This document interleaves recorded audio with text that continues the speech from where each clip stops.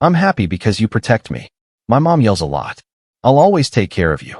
Those words were captured on camera, and the millionaire froze when he realized his son was talking to the new nanny, as if she were the only safe person in his life. A millionaire installed cameras in his mansion to watch the new nanny, but when he reviewed the recordings, he discovered the truth about his son and the woman who would change his life forever. Before starting the story, comment from where you're watching us. I hope you enjoy this story. Don't forget to subscribe. Michael Ballard stared at the high-resolution monitors with an almost obsessive meticulousness, searching for any flaw in the security of his impenetrable domestic fortress. Bellevue Mansion stood imposingly as a testament to his business success, but inside it felt as cold as the imported marble that adorned its vast, empty hallways.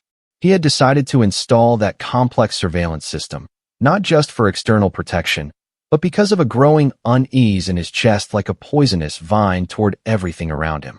The new candidate to care for his son was about to arrive any moment, and he needed to ensure personally that she wasn't another disappointment in a long list of domestic failures. His tired eyes scanned the central screen, stopping on the petite figure of a young woman approaching the main gate with a determined but humble step. The voice of Mariana, his personal assistant, broke the sepulchral silence of the office, announcing the arrival of Miss Camilla Belmont with a professional and distant tone. Michael nodded slightly, without taking his eyes off the monitors, studying the young woman's body language as she waited in the foyer with her hands clasped. There was something in her posture that showed a strange mix of vulnerability and steely determination, a combination that Michael rarely saw in people seeking employment in his home. He adjusted his tie knot, mentally preparing to intimidate the applicant and uncover any hidden weakness that could risk his strict order. "Bring her in immediately," ordered Michael, turning his leather chair to face the heavy oak door. Camilla entered the study with cautious steps, holding a worn folder against her chest like a protective shield against the millionaire's judgment. Her eyes quickly scanned the room, pausing briefly on the visible cameras before fixing her gaze on Michael with an intensity that caught him off guard. "Please, take a seat," he indicated, pointing to the rigid chair in front of his immense desk, designed specifically to make interlocutors feel small. Michael opened the resume on the table, reviewing the impeccable credentials that on paper seemed too good to be true for someone so young. "Why would a woman with your education and references choose to work specifically with my son Tyler?" He launched the first question like a dart. The young woman took a deep breath before responding, her voice clear and lacking the tremor Michael expected in such a high-pressure interview. "Mr. Ballard, I understand Tyler has been labeled as a difficult child, but my experience tells me that labels often hide unmet needs." Michael raised an eyebrow, intrigued by the audacity of her response and how she avoided the usual euphemisms of previous employees. "I'm not seeking this job just for the salary, though I need it, but because I see potential in your son that others seem to have overlooked." Michael leaned back in his chair, interlacing his fingers as he assessed whether he was facing a genuine professional or a very skilled charlatan. "Help with what exactly?" inquired Michael with a skeptical tone. "My son doesn't have clinical issues.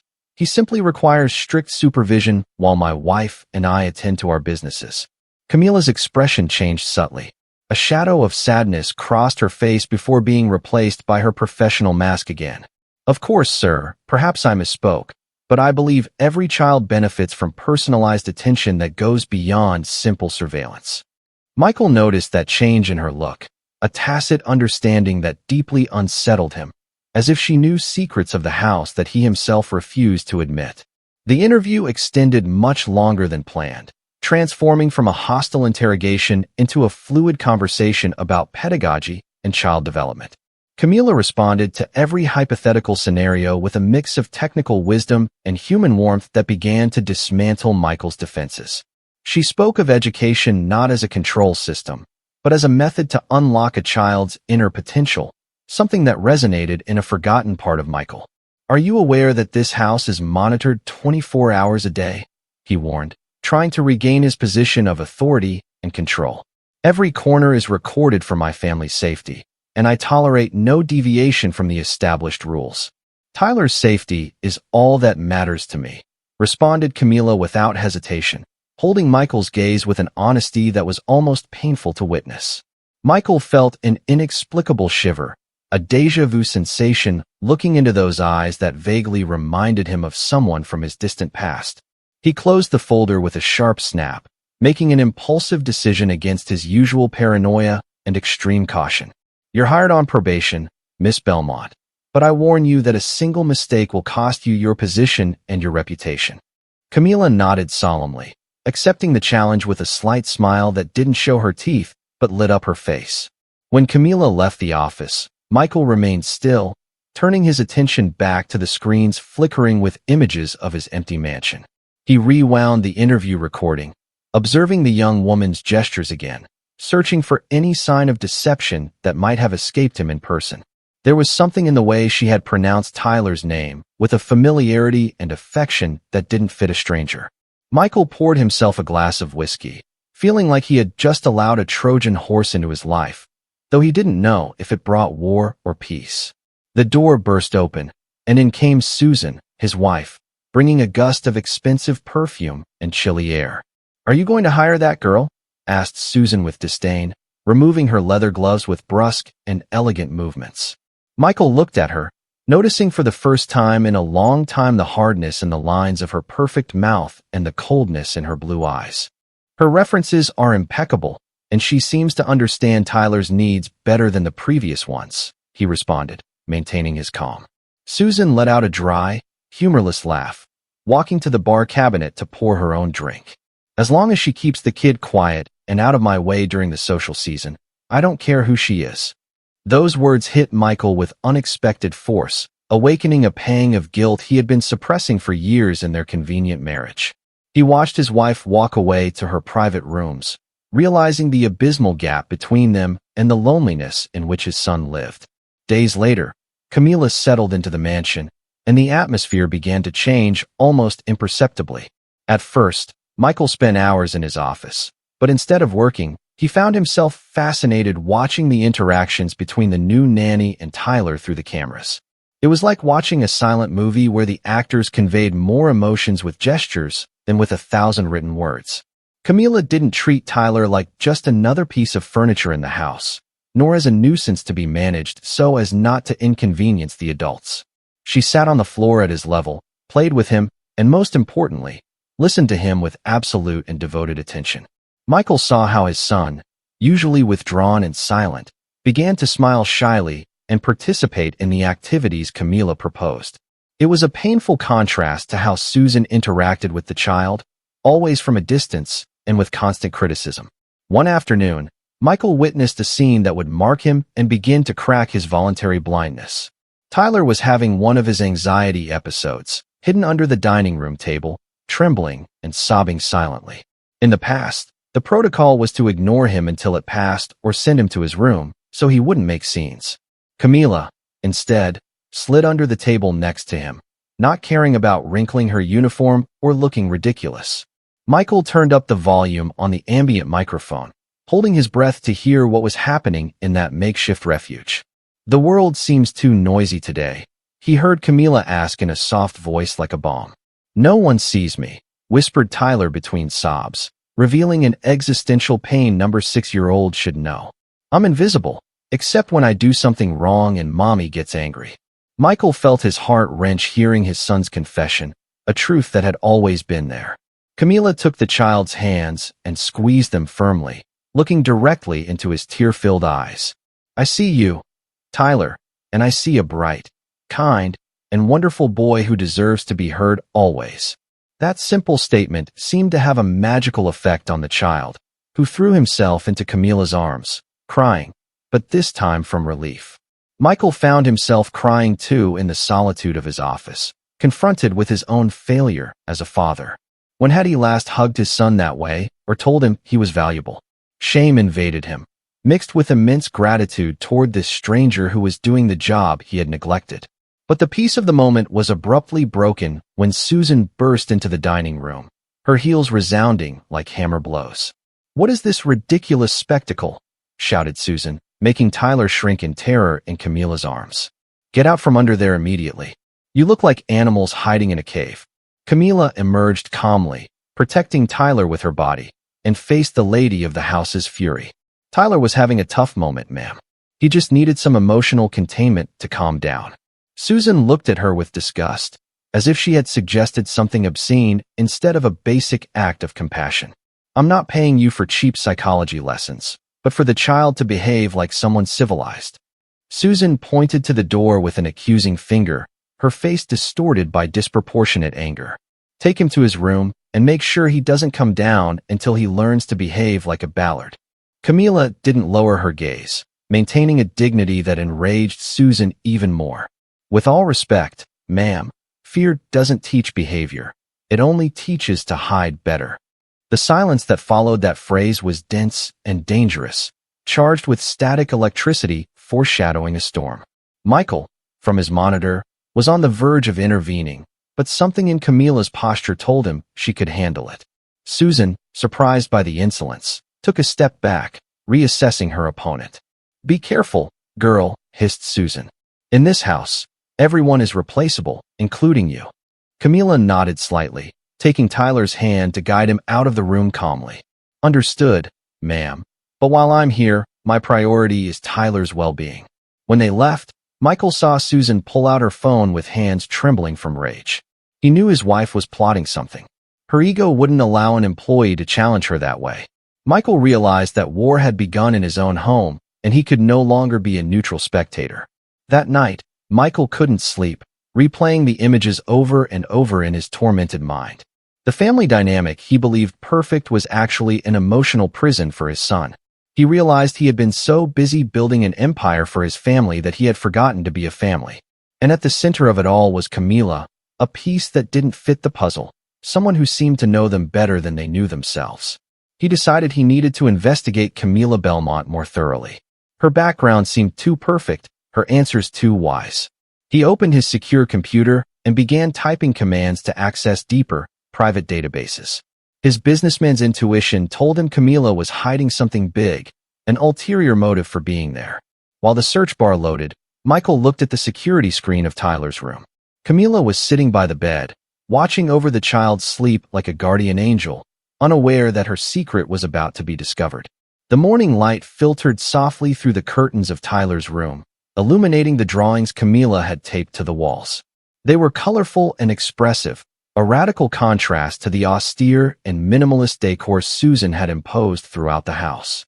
Michael watched from his study as Camila encouraged Tyler to paint a giant sun with wax crayons. The sun always rises, even after the darkest night, she told him with a contagious smile. Tyler laughed, a sound Michael hadn't heard in years, resonating in his chest like a forgotten melody. Michael felt like an intruder in his own son's happiness, spying on moments of joy he hadn't known how to provide. The connection between Camila and Tyler grew day by day, weaving an invisible but unbreakable bond. She taught him that his emotions weren't something bad to hide, but colors that painted his inner world. If you're sad, paint it blue. If you're angry, use red, she explained with infinite patience. Michael saw how Tyler's anxiety visibly decreased, replaced by a hesitant but growing confidence.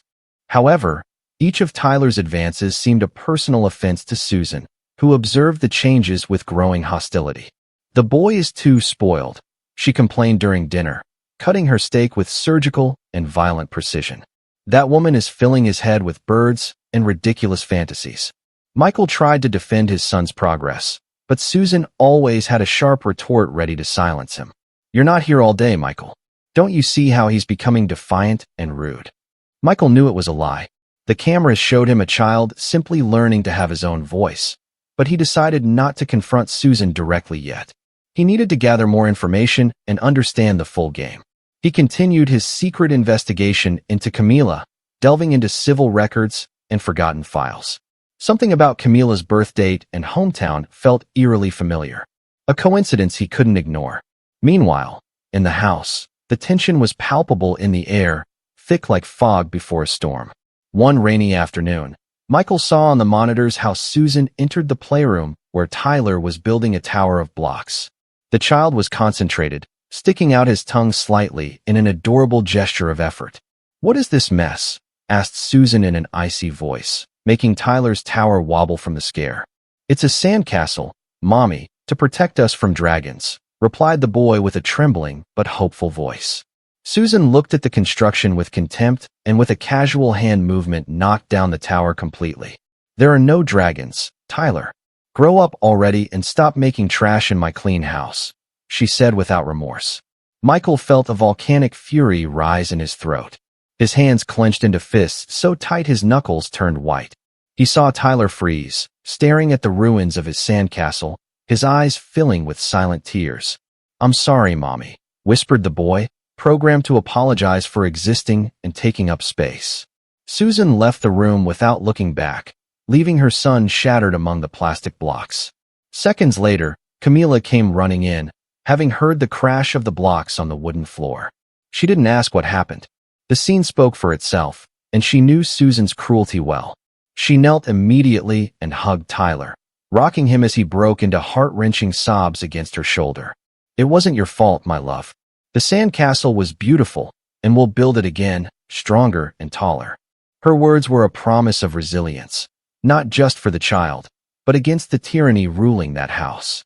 Michael slammed his desk in frustration, feeling powerless and cowardly for not intervening at that precise moment. But he knew a premature confrontation could alert Susan and make her take drastic measures against Camila. He needed solid proof.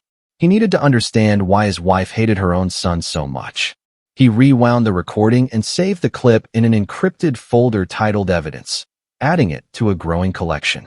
That night, he went down to the kitchen late, knowing he'd find Camila there, as he had noticed her recurrent insomnia. He found her preparing herbal tea, her gaze lost in the darkness of the garden through the window. "You can't sleep either," said Michael softly so as not to startle her, stepping into the dim kitchen light. Camila jumped slightly but relaxed her shoulders, seeing it was him and not the lady of the house. "Sometimes the mind makes too much noise at night," she replied, offering him a cup with a kind gesture. They sat at the kitchen island, sharing a silence that for the first time wasn't uncomfortable. "I saw what happened today with the blocks," confessed Michael, feeling the need to be honest with her. Camila looked at him steadily, assessing his reaction, searching for the father beneath the businessman. "And what do you plan to do about it, Mr. Ballard?" she asked with a bravery that disarmed him. "I can't protect him if I don't understand what we're facing," he admitted in a hoarse voice. Camila sighed, setting her cup on the cold marble. "You're facing a woman who doesn't know how to love, Michael, and that's more dangerous than any monster." It was the first time she called him by name, breaking the professional barrier. "Tyler is withering. He needs to know his father is on his side, not in the middle." Michael nodded, feeling the weight of truth in every word she spoke. "I'm investigating, Camila, but there are things that don't add up, even about you." Camila tightened her jaw but didn't look away, keeping her posture firm. "My life is an open book regarding my ability to care for your son." Michael decided not to press her that night, feeling they were on the same side in a silent war. "Thank you for being there when I couldn't," he said, standing to leave. She nodded. "Tyler is worth any sacrifice, sir. Don't ever forget that." The next day, the atmosphere in the house was even more oppressive, as if the walls were listening. Michael intercepted a call from Susan from his office using the monitoring system. She spoke in a low, conspiratorial voice. "Yes, I need you to speed up the process for St. Michael's Academy." Michael felt a punch to the stomach. St. Michael's Academy was known for its military discipline and total isolation. Susan was planning to send Tyler away, getting rid of the problem permanently and cleanly. "No, I don't care about the cost. I just want it done this week," Susan continued on the phone. "And I need you to investigate the nanny Camila Belmont. There's something about her that bothers me." Michael cut the listening, realizing time was running out fast. Susan wasn't just attacking Tyler. Now she had Camila in her social sniper rifle's sights. Michael knew he had to act quickly before his wife executed her master plan. He returned to his investigation on Camila with renewed urgency, cross-referencing domestic employee data with old records. And then, in a dusty digital file from a family court 15 years ago, he found it. A photo of a 12-year-old girl in court with the same eyes as Camila, but filled with terror. The name in the file wasn't Camila Belmont, but Camila Valdez Ballard. The surname hit Michael like a freight train. Ballard, his own surname. He read the file with trembling hands. Adopted daughter of Edward Ballard, given to the system after the father's death. Edward, his uncle, the brother his father had erased from family history after a dispute. Camila wasn't a stranger. She was his cousin, the girl his family had abandoned to her fate. Everything suddenly made sense.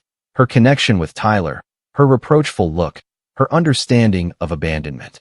Michael felt sick, generational guilt falling on his shoulders like a lead mantle. He had hired the cousin he never sought to care for the son he didn't know how to protect. She had returned not for money, but for blood, to save Tyler from the same fate she suffered. Now, Michael's mission wasn't just to save his son, but to redeem his family's original sin. He had to talk to her, had to apologize and join her before Susan destroyed them all. Susan Ballard paced the mansion with the assurance of a queen on her own chessboard, moving pieces at will. She had noticed the conspiratorial glances between her husband and the nanny, activating her most aggressive survival instincts. She wouldn't let a simple employee and a weak child ruin the perfect life she had built so cunningly. She called the private investigator Marcus Salinas again, demanding immediate results on Camila's past. "I want dirt, Marcus. I want something that destroys her and sends her to jail or the street." Meanwhile, in the playroom, Camila and Tyler built a pillow fort, oblivious to the plans being woven against them. "In here, nothing bad can get us," Tyler assured Camila, his eyes shining with innocence. Camila smiled, but inside she felt the pressure of time and lurking danger. She knew Susan was investigating her.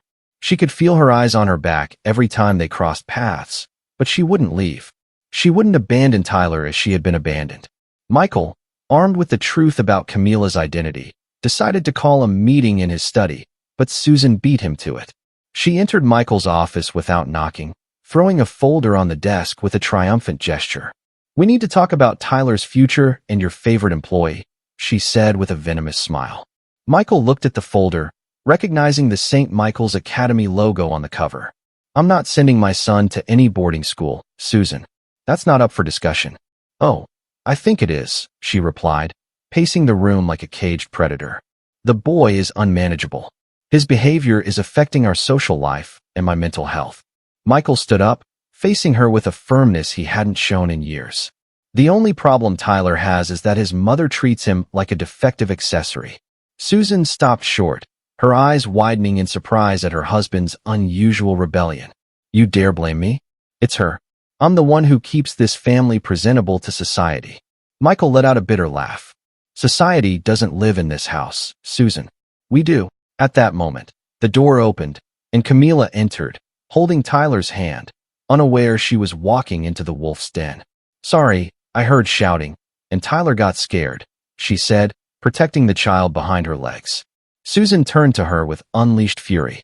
You're the cause of all this with your hippie ideas and manipulation." She advanced toward Camila, but Michael interposed, creating a physical barrier between his wife and the nanny. "Don't you dare touch her, Susan, especially not in front of my son." Tyler clung to Camila's leg, trembling, reliving his worst nightmares. "That woman is a liar," shouted Susan, losing her usual icy composure. "I know she's hiding something. My investigators will find it, and then you'll regret defending her." Camila held Susan's gaze. "The only thing I hide is the pain of seeing a mother break her son's heart." Susan gasped, indignant at the naked truth thrown in her face. "You're fired. Get out of my house right now." "She's not going anywhere," declared Michael in a thunderous voice. "The one leaving this room is you, Susan." The woman looked at her husband as if he were a stranger, recalculating her strategy in milliseconds. "Fine. Keep your little circus," she said, recovering her coldness. "But when the world knows the truth, don't come crying to me." She left, slamming the door so hard it made the pictures on the walls vibrate. Michael turned to Camila and Tyler, exhaling the breath he had been holding. "I'm sorry, son. I'm sorry you had to see that." He knelt and hugged Tyler, who was crying silently. "Daddy, are they going to take me away?" asked the boy in a small voice. "Never. I promise on my life," swore Michael, sealing a sacred pact. Camila watched the scene with tears in her eyes, finally seeing the father Tyler needed. "Thank you," she whispered to Michael. "Thank you for choosing him." Michael looked at her, now knowing who she really was and how much that moment meant. "We need to talk, Camila. I know who you are," he said softly so Tyler wouldn't hear. Camila paled but nodded, knowing the moment of truth had arrived. That night, while Tyler slept, Michael and Camila sat in the living room with the truth floating between them. "You're Edward's daughter," said Michael. Not as a question, but as an affirmation. Camila lowered her gaze. "Yes, I'm the cousin no one wanted." Michael felt a stab of pain. "I didn't know. I was young and stupid. I only cared about the business." "I didn't come for revenge, Michael," she assured. "I came because I heard Susan talking about Tyler and recognized the signs. She talks about him like he's a mistake," continued Camila. "And I knew what it feels like to be the family's mistake." Michael took his cousin's hands. "Forgive me for the past, but let me fix the present. Susan is dangerous. She's been investigating previous nannies," revealed Camila. "I know. I've seen the reports. She blackmailed them all to leave." "We have to stop her," said Camila. "Not just for Tyler, but because I think she's done this before." Michael frowned. "What do you mean?" "There are rumors, patterns in her social circles. Kids sent away who never come back." The accusation was serious, but it fit perfectly with the cruelty Michael had witnessed. They decided to form an alliance, a united front to protect Tyler and uncover the full truth about Susan. They knew Susan wouldn't stay quiet. She'd be planning her next move, a definitive one. Michael reviewed the security cameras one more time before sleeping, making sure the doors were locked. But the real danger was already inside the house, sleeping in the master bedroom, dreaming of destruction. The revelation of Camila's identity changed the dynamic between her and Michael, turning distrust into family complicity. Now they weren't just boss and employee. They were cousins united by blood and a rescue mission. Michael began to see in Camila the traits of his uncle Edward, that same stubborn kindness he remembered from childhood. They spent hours in the study plotting a plan, reviewing legal documents to secure Tyler's custody. "If Susan wants war, we'll give her a battle she won't forget," affirmed Michael. Tyler, though he didn't understand the legal details, felt the change in the house's energy. He felt safer, protected by two guardians instead of one. He started calling Camila aunt in secret, a small act of rebellion and affection. Susan, for her part, had become quieter, a suspicious calm that made everyone's hair stand on end. She spent hours talking on the phone in the garden, away from the house's microphones. Michael hired a cybersecurity team to track Susan's communications. What they discovered was alarming. Money transfers to untraceable accounts and calls to foreign numbers. What is she planning? Michael wondered while listening to fragments of encrypted conversations. "The package must be delivered soon," said Susan in a recording, referring to Tyler as if he were merchandise. The coldness of her tone confirmed that for her, her son was just a disposable asset. Camila decided to search the house's physical files, taking advantage of one of Susan's outings to the club. She found a hidden safe under a loose board in Susan's closet, a classic but effective hideout. With Michael's help, they managed to open it, revealing a treasure of dark secrets. There were fake passports with Susan's photo, but different names and surnames. There were also photos of other children, not Tyler, but looking equally sad. "Who are these kids?" asked Camila, feeling a knot in her stomach seeing the images. "They seem to be children from her previous marriages or partners," deduced Michael, horrified. They investigated the names written on the back of the photos: Robert, Lucas, Anna. All were children of rich men Susan had been involved with in the past, and all had a common denominator. They had been sent to boarding schools or had conveniently disappeared. The pattern was clear and terrifying. Susan was a serial predator of families. She infiltrated, married, got rid of the heirs, and then kept the fortune. Tyler was just the latest link in a chain of innocent victims. "She's not just a bad mother. She's a criminal monster," whispered Camila, trembling. Michael felt a mix of terror and fury. He had been sleeping with the enemy, serving his son on a silver platter. They decided they needed to contact the other children's families to build a solid case. Divorce wasn't enough. Susan had to go to jail forever. Michael contacted his trusted lawyer, Ronald Sandoval, and showed him all the gathered evidence. Ronald paled, seeing the magnitude of the conspiracy. "This is much bigger than a custody case, Michael. We're talking trafficking, fraud, and possibly homicide. We need to protect Tyler and Camila immediately," warned Ronald. "If she suspects we know, she'll act." Michael reinforced the mansion's security, hiring discreet bodyguards who patrolled the perimeter. But Susan was cunning. She noticed the increased security and knew her time was running out. That night, during dinner, Susan smiled at Michael with a false sweetness that was more terrifying than her shouts. "I've been thinking, dear, maybe you're right about the boarding school," she said, playing with her wine glass. "Perhaps Tyler would be better here with us if we changed some rules." Michael didn't believe a word. He knew it was a distraction tactic. "I'm glad you think so, Susan," he lied, playing along. Under the table, his hand clenched the napkin in tension. Later, Michael and Camila analyzed the conversation in the study. "She's buying time," concluded Camila, "or setting a trap. We have to act before she does," decided Michael. They planned to confront her with the evidence in 2 days, when they had testimonies from the other families, but they didn't know Susan had her own microphones installed in the study. She had heard everything. She knew they had discovered her safe and her past identities. In her room, Susan made one last call to a number not in her contacts. "Plan B is activated," she said in an icy voice. "I need a complete cleanup. The nanny and the husband." She hung up and looked at her reflection in the mirror, bidding farewell to the identity of Susan Ballard. She was ready to burn everything to the ground to escape and survive. While the house slept, Susan went down to the basement and disabled the fire alarms. She sprayed accelerant on Camila's door and the hallway to Michael's room. It was a drastic but effective solution, a tragic domestic accident that would leave her as the grieving, rich widow. She lit a match, watching the blue flame dance in the darkness, smiling at the impending destruction. But Tyler, who had light sleep due to his anxiety, smelled the smoke before anyone. He left his room coughing, seeing flames licking the hallway walls.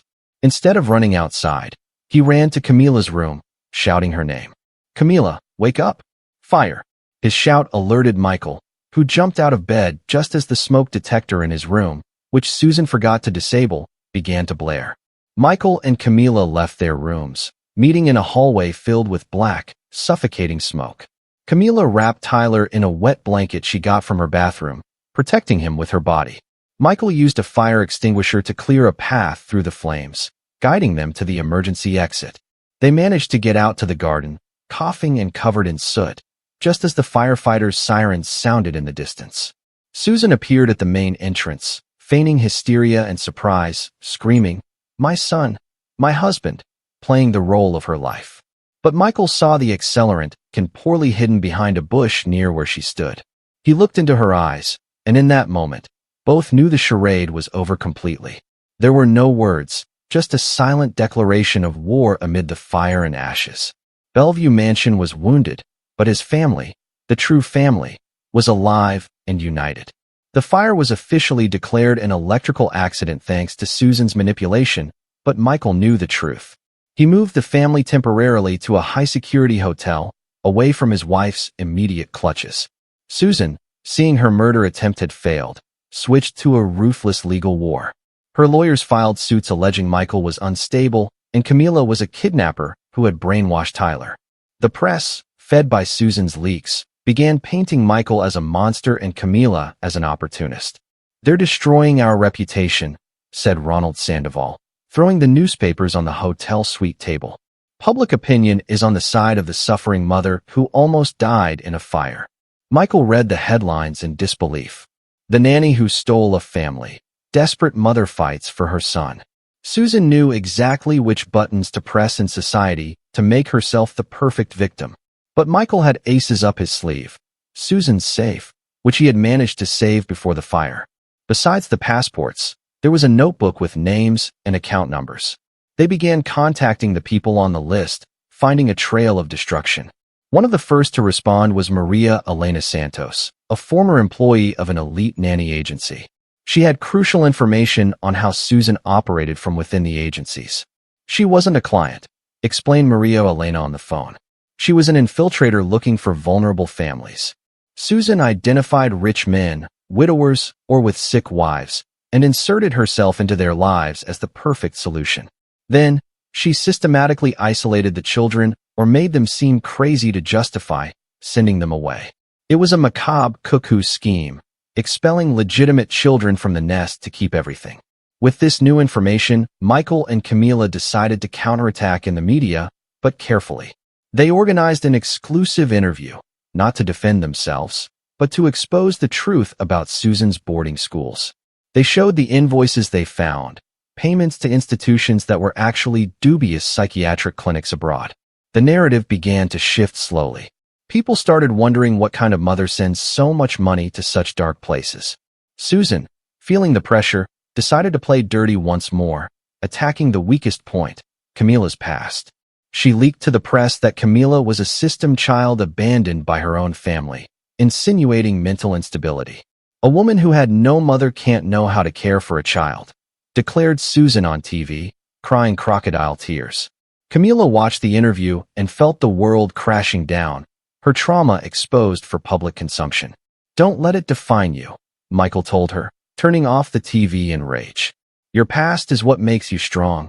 It's what lets you understand Tyler. Tyler approached Camila and gave her a drawing. It was her in a superhero cape. You saved me, Aunt Camila. I don't care what the witch on TV says. That gesture gave Camila the strength to stand and fight, not for herself, but for him. They decided it was time to bring in surprise witnesses, Susan's other victims, who had remained silent out of fear.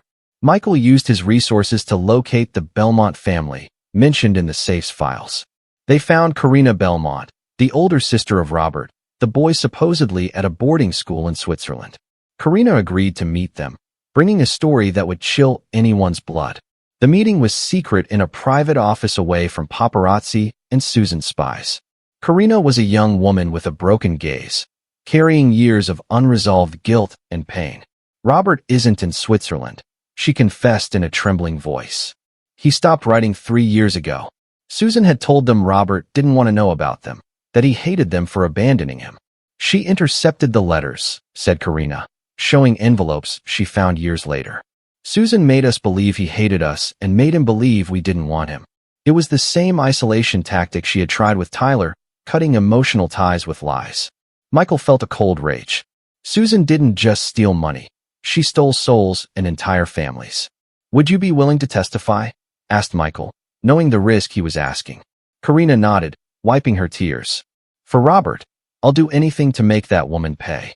With Karina's testimony, they had a silver bullet, but they needed to ensure Susan didn't escape before trial. They knew she had fake passports and hidden money, ready to flee anytime. Susan, cornered, contacted her criminal partners, dangerous people who helped her clean up her messes. I need a final solution, she ordered. I can't go to trial. I have too much to lose. Her partners offered her a way out, a traffic accident for the key witnesses before they could reach court. Susan accepted the price, selling her soul once more for her freedom and vanity. Danger loomed over them like an elongated shadow, invisible but deadly.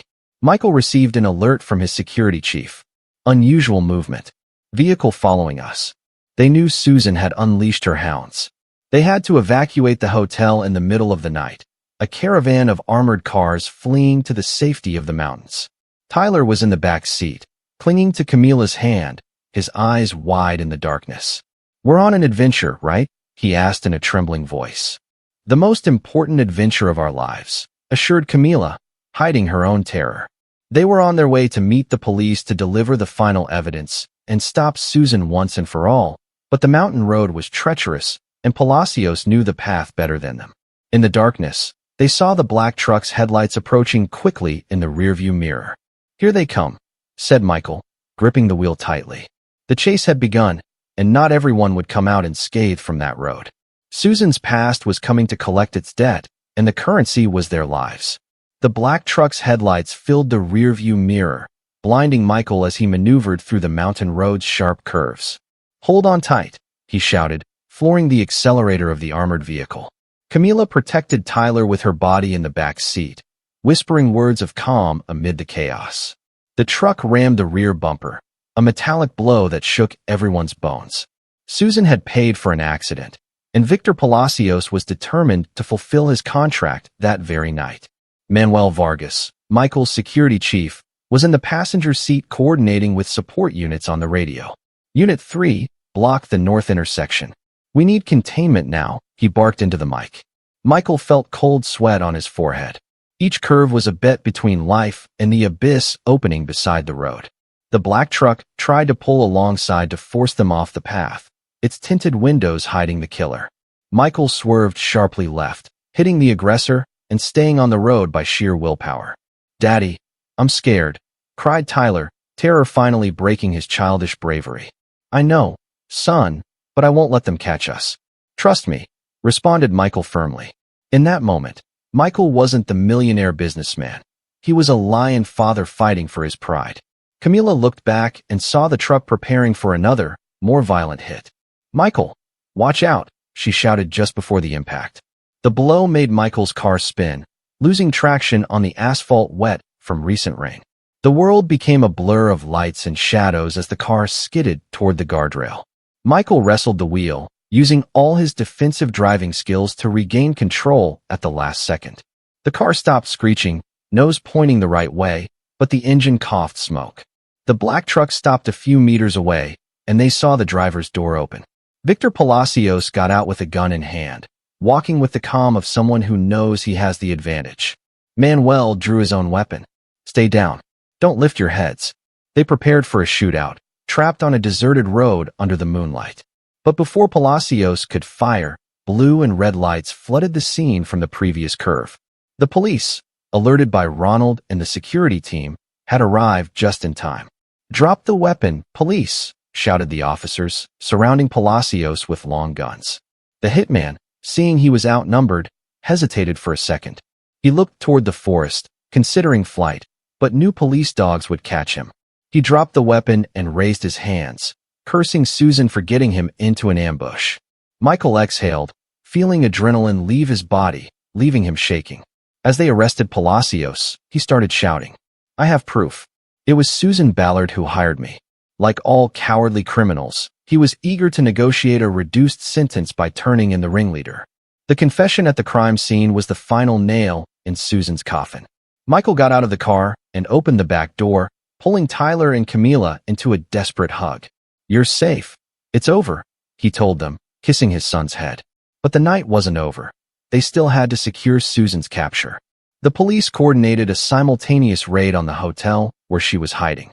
Meanwhile, they received news from the raid on the clandestine clinic. "We found Robert," said the officer's voice on the radio. "He's alive, but in bad shape." Karina Belmont, traveling in another security car, broke into tears hearing her brother wasn't dead. Susan was in her suite packing diamonds and cash when she heard the knock on the door. She thought it was Palacios with good news of her family's death.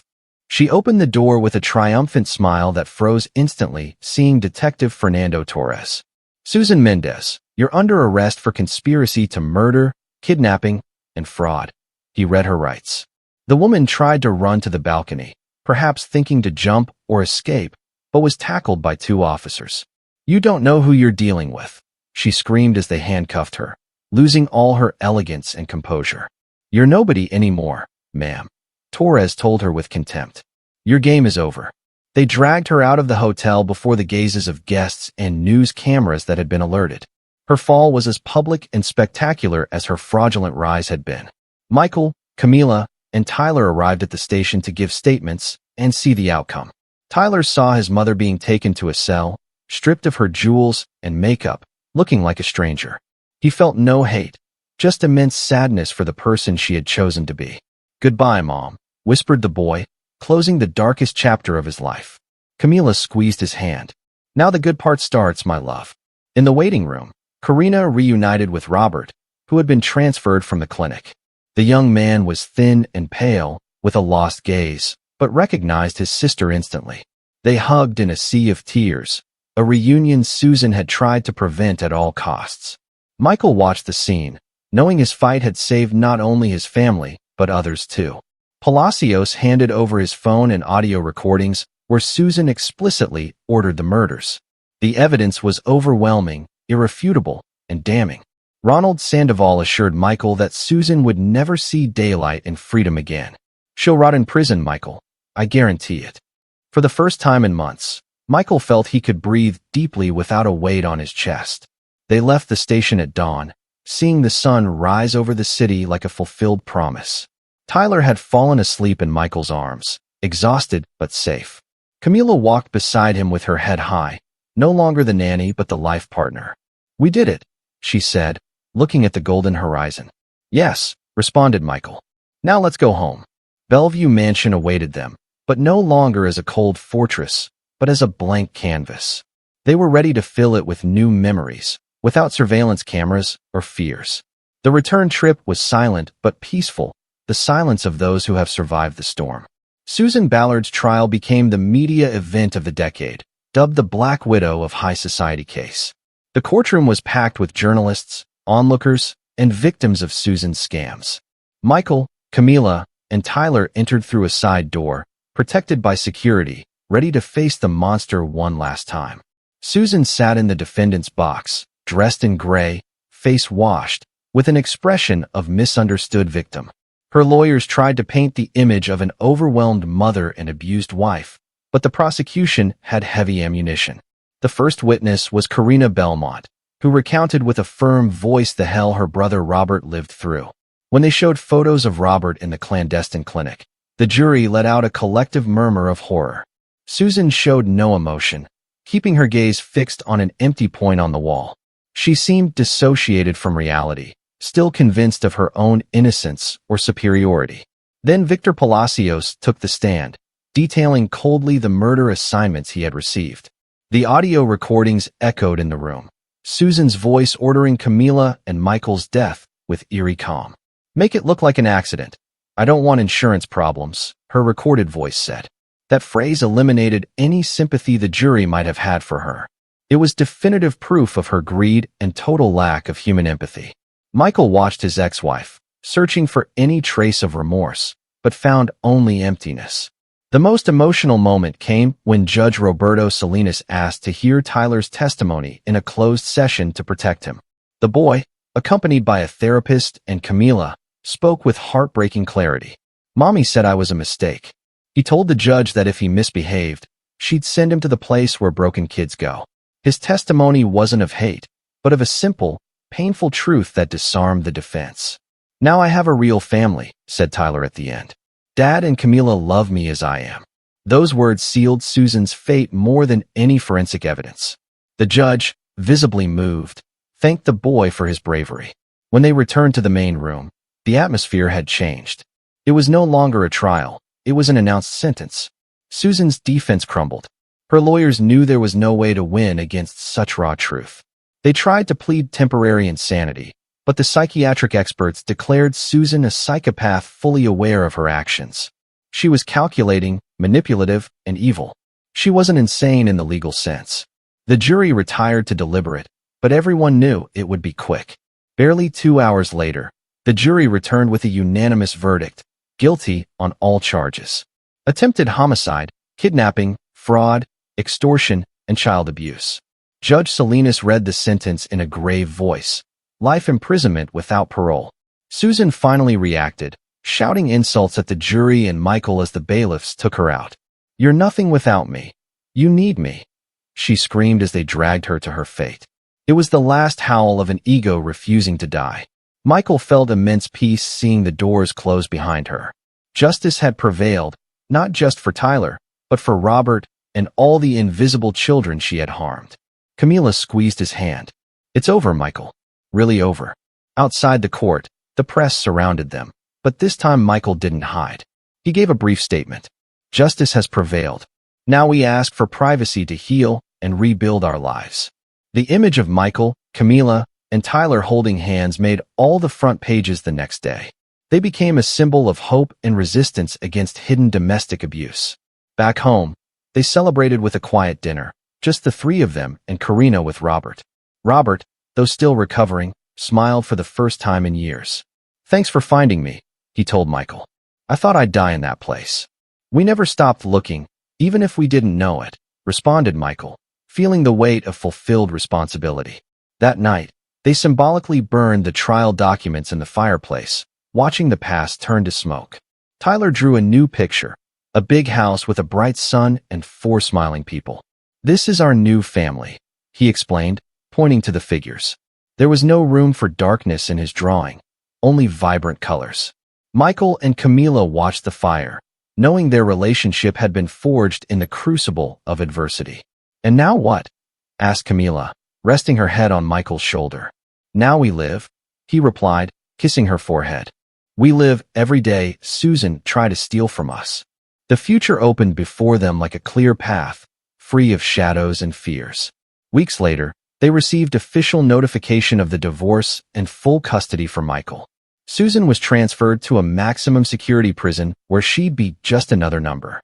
Her name was erased from the family charitable foundation and the social circle she adored. Oblivion would be her true punishment, to be irrelevant, to be nobody. And in Bellevue Mansion, Tyler's laughter filled the once silent hallways. The house was no longer a museum. It was a messy, noisy home full of love. Michael had lost a perfect wife but gained a true life, and that was worth more than all the Ballard fortune. 6 months after the trial, Bellevue Mansion was unrecognizable, transformed by light and flowers. The garden was set for a ceremony with white chairs and an altar decorated with sunflowers, Camila's favorite flowers. Michael waited at the foot of the altar, nervous like a teenager, adjusting his tie every 5 seconds. Tyler was by his side, proud in his best man suit, holding the rings solemnly. "Relax, Dad. She's not going to run away," the boy teased, showing a new, radiant confidence. The music started, and Camila appeared walking toward them, not in a princess dress, but a simple, elegant one reflecting her soul. She didn't walk alone. Robert Belmont accompanied her, having asked for the honor of giving her away. It was a powerful symbol of how they had rebuilt their lives from the rubble of the past. Michael felt his heart leap seeing her. He didn't just see his future wife. He saw his savior and best friend. Judge Salinas, who had presided over the trial, officiated the ceremony with a genuine smile, happy to see a happy ending in his court. "By the power of the love you've shown in adversity," said the judge, "I declare you husband and wife." The kiss was sealed with applause and cheers from the few true friends they had invited. Karina, Maria Elena, Manuel, and Ronald were there, forming the extended family fate had gifted them. "Now Camila is my mom legally?" asked Tyler when they signed the adoption papers accompanying the marriage. "Yes, on paper and in the heart," responded Camila, hugging him tightly. Tyler cried with happiness, knowing he'd never again fear being invisible or unwanted. The party was a celebration of life with music, dancing, and no rigid high society etiquette. During the reception, Michael announced the creation of the Robert and Tyler Foundation. "Our mission will be to identify and rescue children suffering emotional neglect in seemingly perfect homes," he explained. Camila would be the director, using her experience and instinct to save others. Karina and Robert would work with them, turning their pain into a vital purpose. The foundation had already received hundreds of letters from children identifying with Tyler's story. One of those letters, read by Michael in the toast, was from a boy named Andrew. "I thought I was alone, but your story gave me hope that someone sees me." That phrase summed up everything they had fought for, to be a beacon in the darkness for the forgotten. The foundation wouldn't just offer legal help, but loving foster homes and real therapy. At dusk, Michael, Camila, and Tyler slipped away from the party to sit for a moment on the garden bench. They looked at the sky, where a summer storm had just passed, leaving fresh, clean air. "Look," Tyler pointed to the horizon, where a double rainbow crossed the gray sky. "My grandma said the strongest storms bring the most beautiful rainbows," recalled Camila, taking Michael's hand. "We are that rainbow," said Michael, finally understanding the metaphor. They had gone through the hell of fire and betrayal to find their spectrum of colors. Tyler snuggled between them, closing his eyes in absolute peace. "I love you guys," he murmured. "Thanks for seeing me." Those 3 words were worth more than all the gold in the world to Michael. Life would continue with its challenges, but they no longer had to face them alone or with masks. They had learned that family isn't defined by blood or surname, but by the conscious choice to love and protect each other. Susan was a distant memory, a shadow fading before the bright light of their present. Bellevue Mansion, once a symbol of coldness, was now a beacon of warmth. Days later, the foundation opened its doors, and the first case arrived, a shy girl who didn't speak. Tyler approached her with his crayons and said, "Hi. I felt invisible too, but here we see you." Camila and Michael watched from the door, seeing the healing cycle begin anew. Their pain had transformed into a superpower, radical empathy. The Ballard legacy would no longer be money or buildings. It would be rescued love. And as Camila sang a lullaby that night to Tyler and their new foster sister, Michael knew he had triumphed, not for winning the trial, but for winning the chance to be the father his children deserved. True love, they discovered, isn't the kind seen in perfect photos, but the one that survives when the photo burns. It's the one that holds you when the world collapses and helps you build a new one from the ashes. And in that new world, no one would ever be invisible again. Michael turned off the room light, but left the door ajar, letting the hallway light in. There was no need to hide anymore, or lock doors, or keep secrets. They were free, they were loved, and finally, they were truly happy. If you liked this story, we'd appreciate it if you rated it from 1 to 10. Support us with a like and subscribe to our channel Tales of Kindness. Comment from where you're watching us.